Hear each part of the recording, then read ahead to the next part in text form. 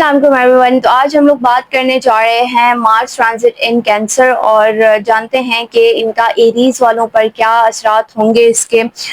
لیکن ایک بات یاد رکھیے گا کہ یہ جسٹ ایک جنرل انفارمیشن ہے. زیادہ تر جو 100% ریزلٹس ہے وہ آپ کا اپنا پرسنل ذائقہ دیتا ہے.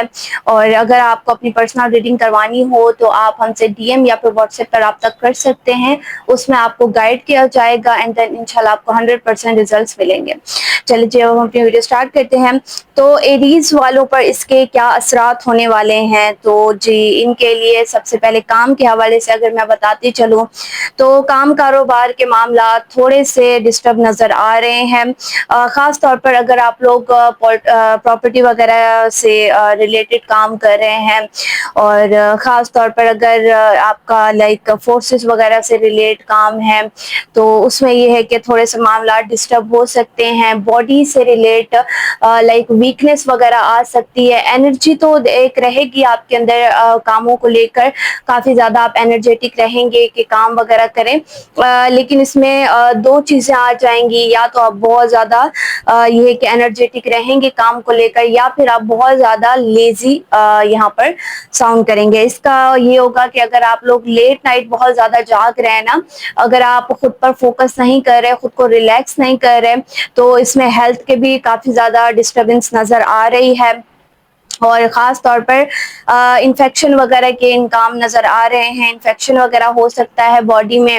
اور دوسرا یہ ہے کہ اوور تھنکنگ سے بچنا بہت زیادہ امپورٹنٹ ہے. آپ کسی ٹینشن وغیرہ کا شکار ہو سکتے ہیں. مے بی کوئی ایسا ریزن, کوئی ایسی چیز جس وجہ سے آپ نے بہت زیادہ اپنے آپ کو انزائٹی وغیرہ میں مبتلا کر لیا ہے. تو اس مہینے میں یہ ہے کہ اس میں آپ لوگوں کو ریلیف ملنے کے بہت زیادہ چانسز ہیں. یہ آپ کے لیے بہترین ہوگا. لیکن اس میں یہ کہ آپ نے کسی بھی قسم کی جلد بازی سے بچنا ہے.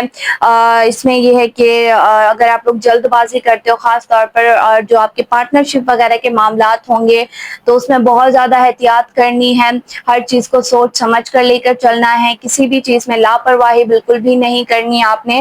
اور خاص طور پر غصے کو بہت زیادہ کنٹرول کرنا ہے. آپ کی جو یہ غصہ ہے, جو اسٹبنس ہے, جو ایگو ہے, اس میں اگر آپ کنٹرول کر لیتے ہیں تو معاملات انشاءاللہ بہتر رہیں گے. اپنے کولیگس, اپنے یہ ہے کہ سینئرز کے ساتھ کسی بھی قسم کی بحث آرگیومنٹس میں نہ پڑیں. اور فیملی میں یہ کہ کافی زیادہ آپ ایکٹیو رہیں گے, فیملی کے معاملات بہت زیادہ دیکھیں گے اور ان کی رسپانسبلٹیز پر فوکس کریں گے.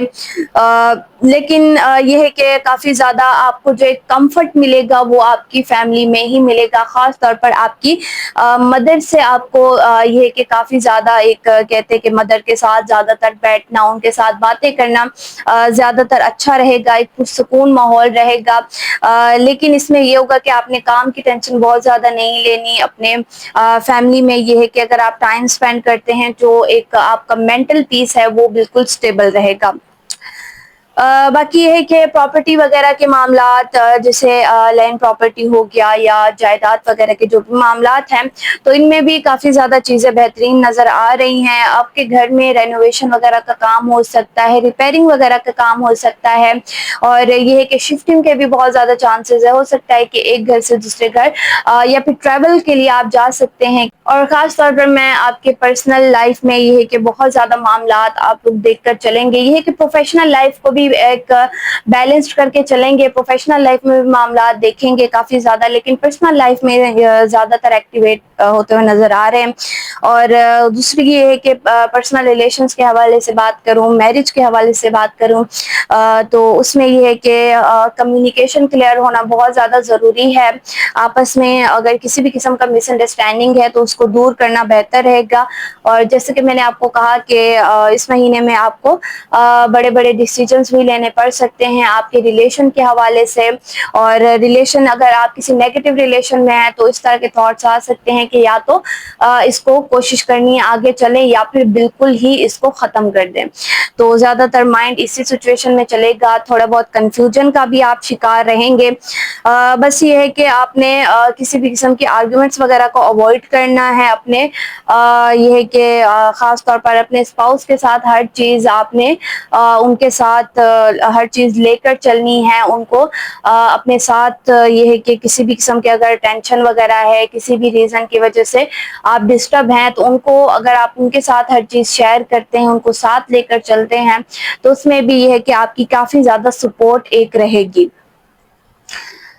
باقی یہ ہے کہ ظاہر سی بات ہے کہ سورج گرہن کے بھی اثرات تھوڑے بہت نظر آ رہے ہیں، اس کے بھی اثرات ہوں گے تو صدقہ وغیرہ دینا بہت زیادہ امپورٹنٹ ہے۔